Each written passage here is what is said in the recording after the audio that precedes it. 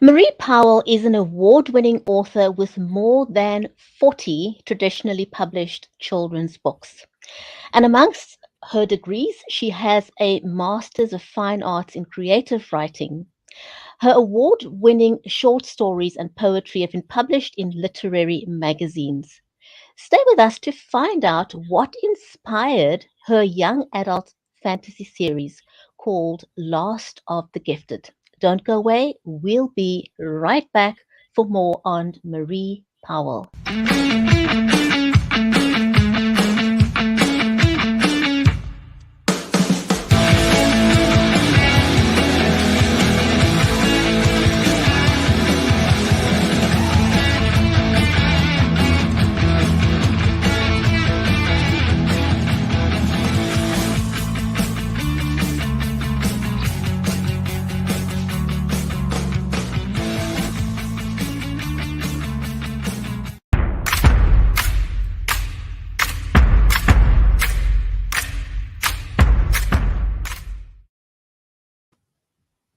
And welcome back. You're watching the Writers' Corner live show with myself, Bridgetti Lambanda from Cape Town in South Africa, and my co host, Mary Elizabeth Jackson.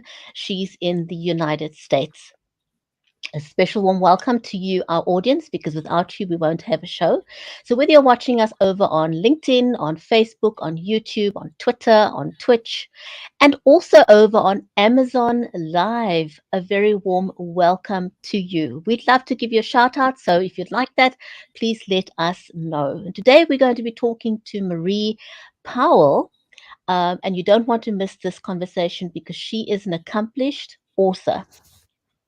But before we ask her to join us, one of the things we're very passionate about on the show is helping you see how you can level up.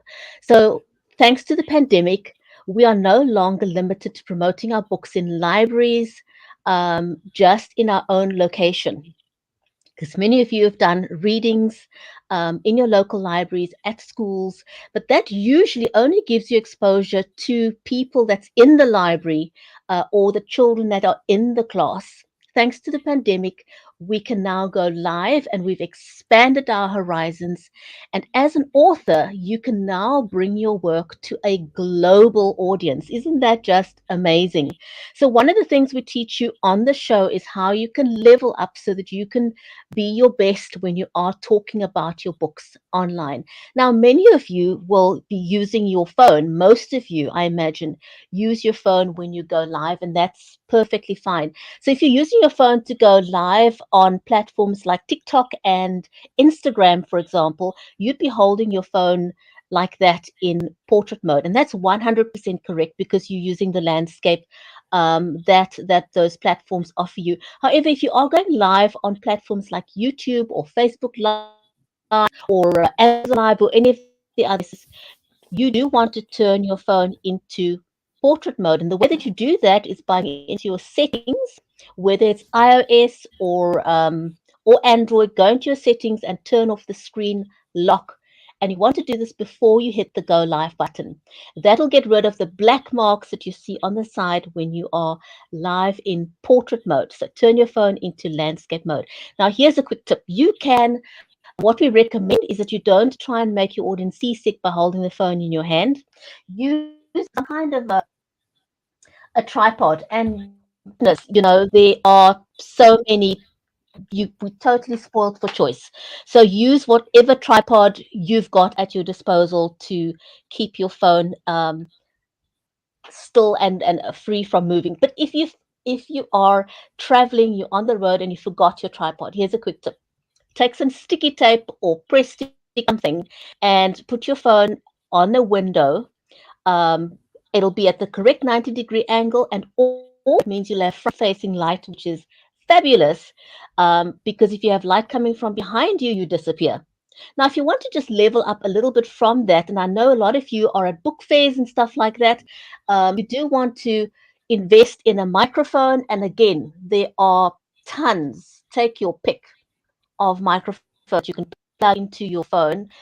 But here's another tip: get a little windshield, and that'll get rid of the sound of the movement sound or the wind and people will hear you clearly. So those are just a quick couple of tips. And of course, to get rid of background noise, you want to ensure that you're using, this is my favorite set of earbuds.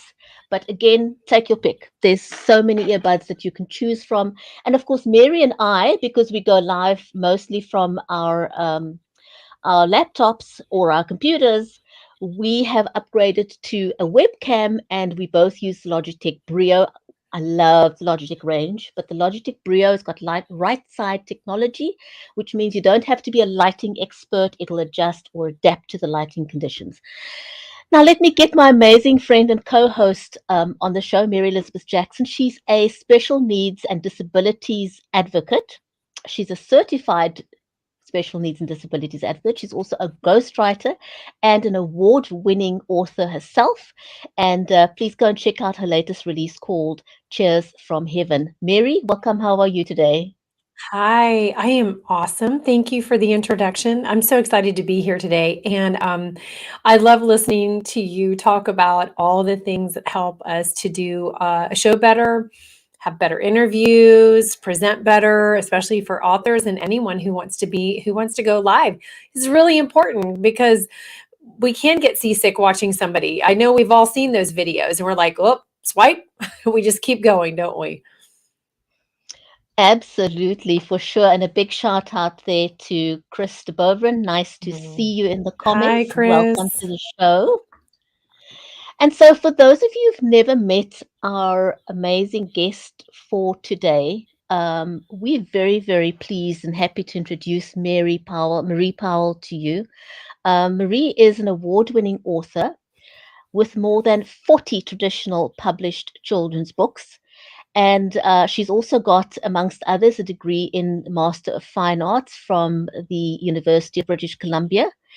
And her award winning short stories and poetry has been published in magazines. Now, you'd be interested to know where the idea came from for her Last of the Gifted series. So, without any further ado, let's give a hearty warm welcome to our special guest on the show for today.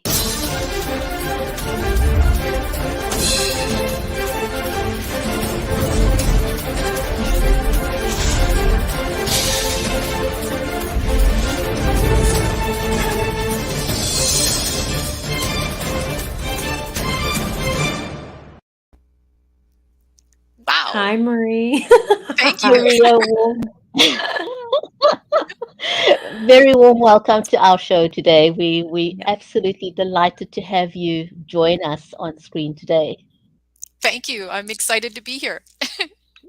Pleasure. So, as always, we always start off by asking our authors on the show, what inspired you to become an author? Because we've all got stories within us. Every single person's got a story or a good couple of stories, but nobody actually, very few actually become authors. So, what was your inspiration?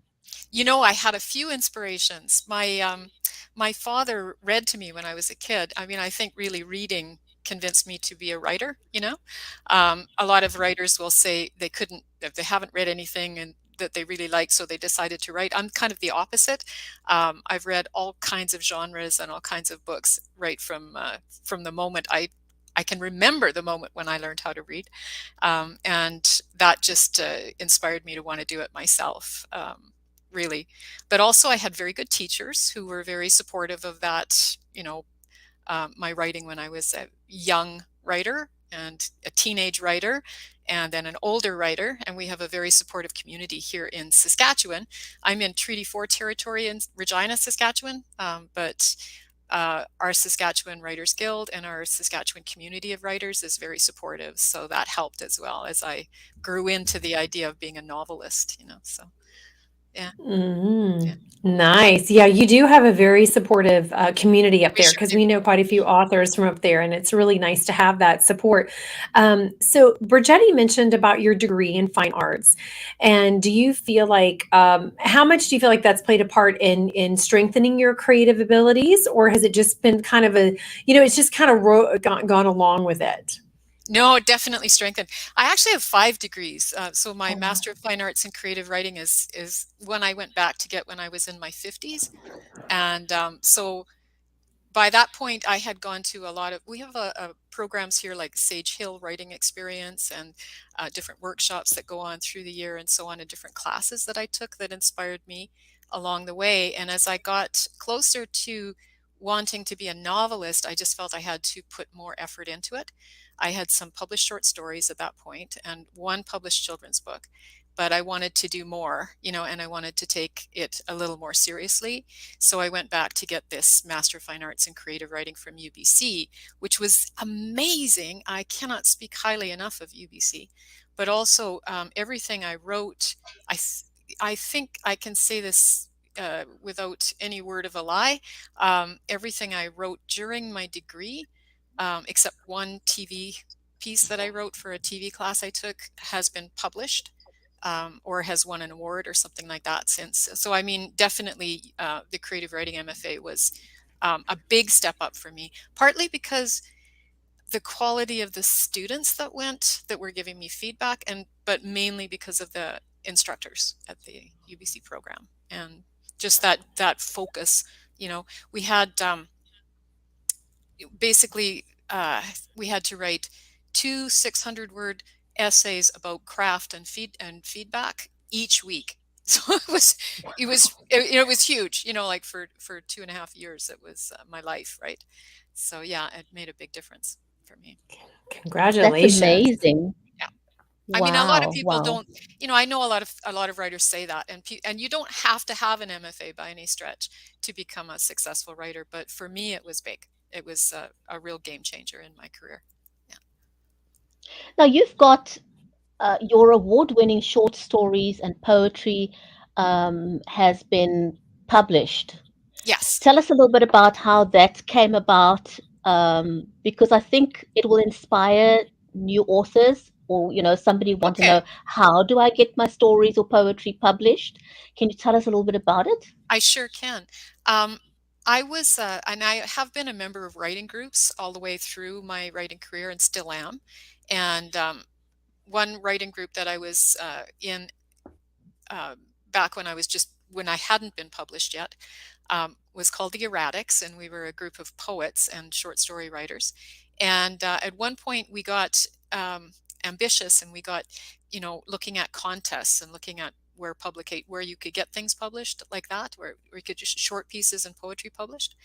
And we began to encourage each other to send work out. It is a hurdle. It is hard, I think, when you're a new writer to go through that step of sending your work out to contests or to publishers and to literary magazines and things like that.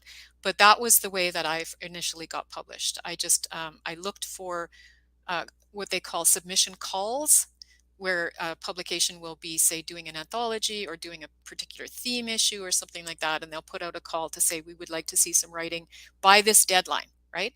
And you follow the guidelines, because it's really important. You don't get looked at if you don't follow the guidelines of that particular contest or particular literary magazine. They're very different in what they want you to submit and how they want you to submit it.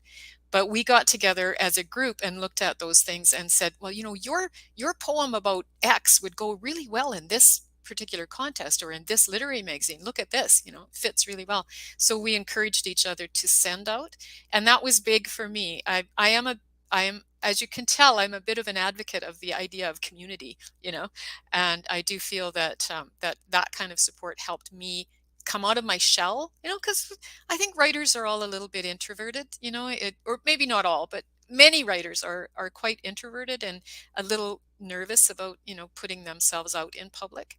So it was a big boost to me to have other people helping and to be able to help other people do that as well. Look at someone else's poem and say, oh, I just saw this contest. It would go really well. Why don't you send it?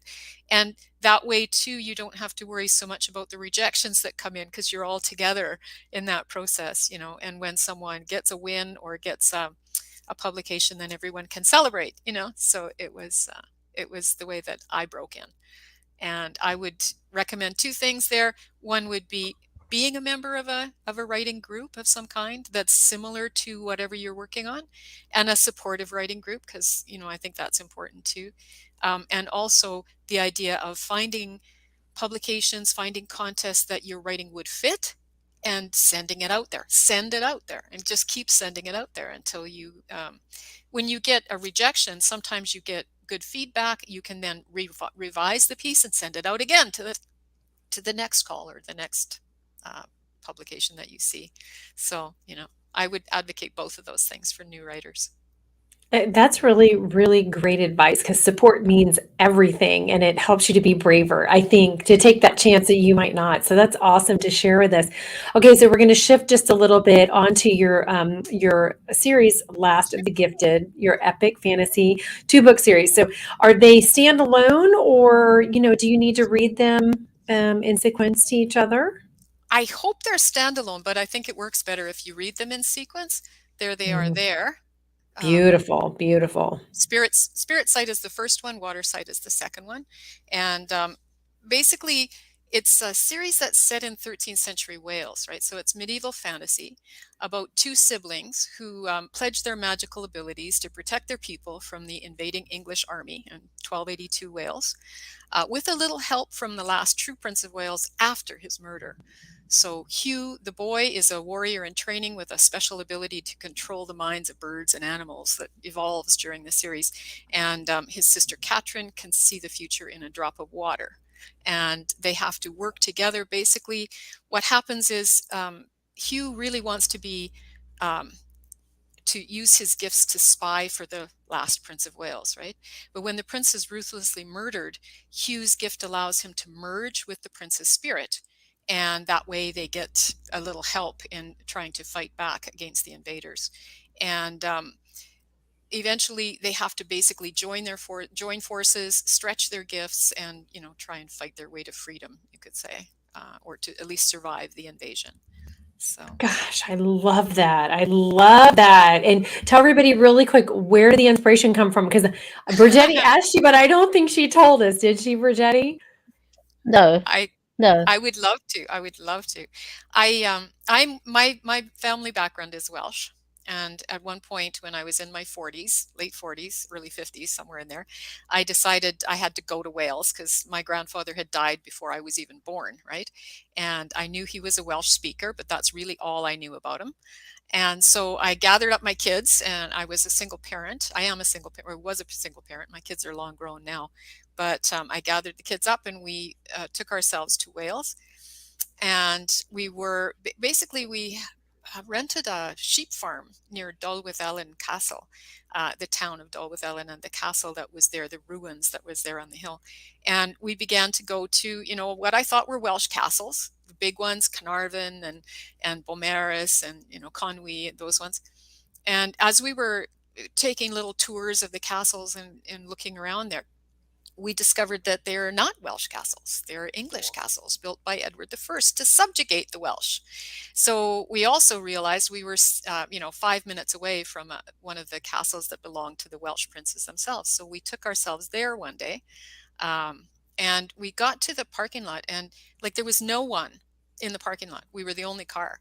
There was no one to take our tickets, that we had purchased, right? There was no one to there was no little gift store to buy trinkets at or anything like that. There was just this beautiful countryside and this, waterfall. It was like rock, slate. It's mainly slate in North Wales. And this rocky sort of hillside. We went up up mountainside, I guess you could say, really. We went up the mountain, and at the top was this, majestic, big ruins of a tower, right? And we looked at it, and we realized that the door to get in was on the first floor, not the main floor of the castle, which was strange. And there was a kind of a rickety set of steps, and all of the signs in the area were either in Welsh first, or they were just pictures, and the pictures were of people, falling off the cliffs and so on. So it was kind of like, enter at your own risk, right? And there was no one to tell us anything. But so we climbed up, and we went into the door, and there were placards around. So it was kind of like a self-guided tour, if you will. And we walked around this austere sort of stone thing, looking at different spots, and we found the kitchen, and we found the area. There was an explanation of how people slept in the 1200s, and so on, and where they slept. And there was a walkway, and we went up on the walkway and looked around. And one of the stories that was on the placards was of the invasion, the 1282 invasion of Wales, and the loss of this castle, the way the English took it over. And just looking out over the mountainside and the lovely, beautiful landscape all around, and imagining it full of somewhere between 3,000 and 10,000 English troops facing you, coming to get you, essentially. It was, it just gave me shivers, and just imagining that eventually led me. I couldn't get it out of my head. I had to write about it.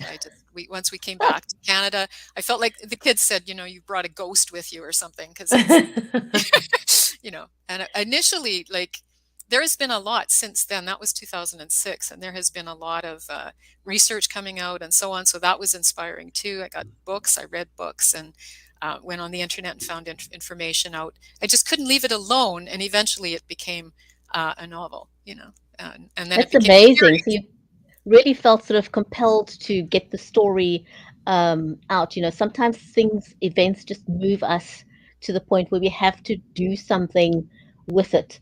Now, do you mind reading us a page or two from one of your I books? We'd will. really I love will. that if you could.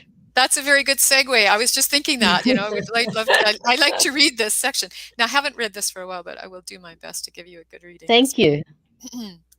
December 1282, Gwynedd, Cymru, North Wales.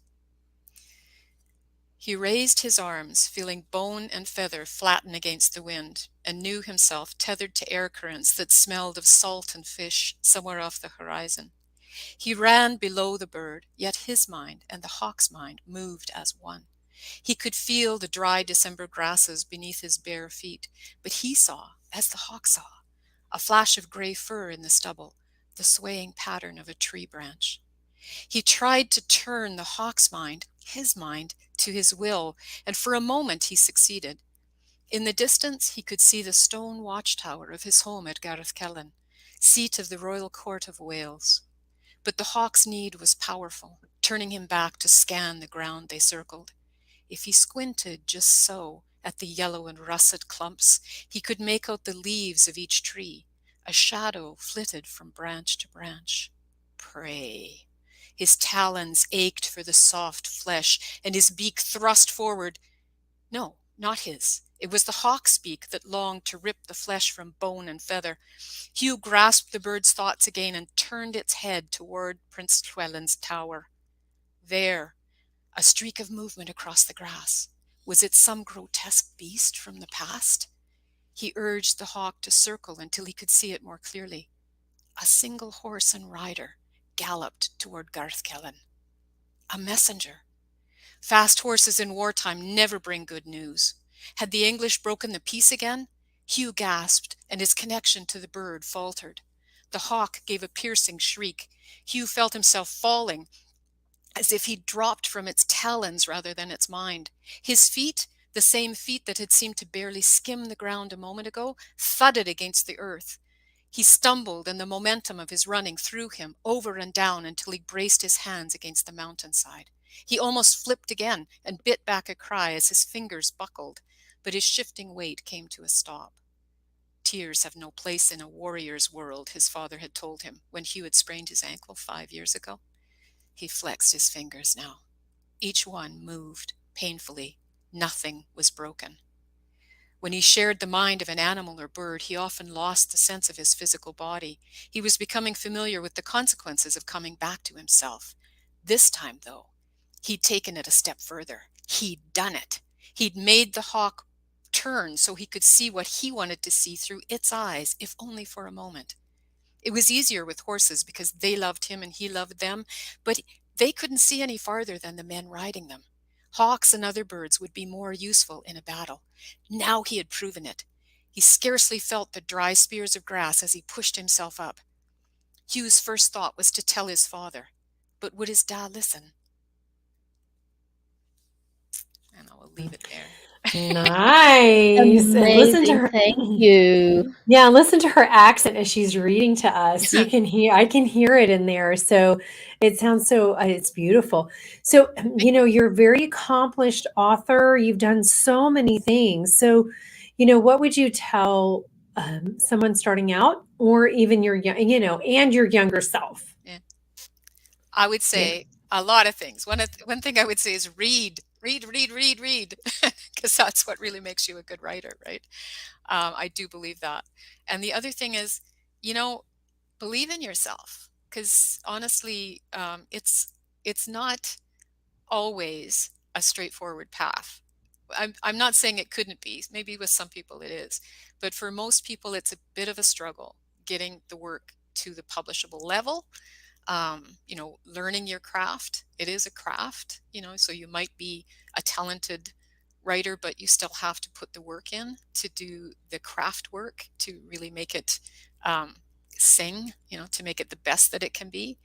And um, it requires a certain amount of fortitude to keep sending things out. You may get rejections, and you have to be able to get yourself through that somehow.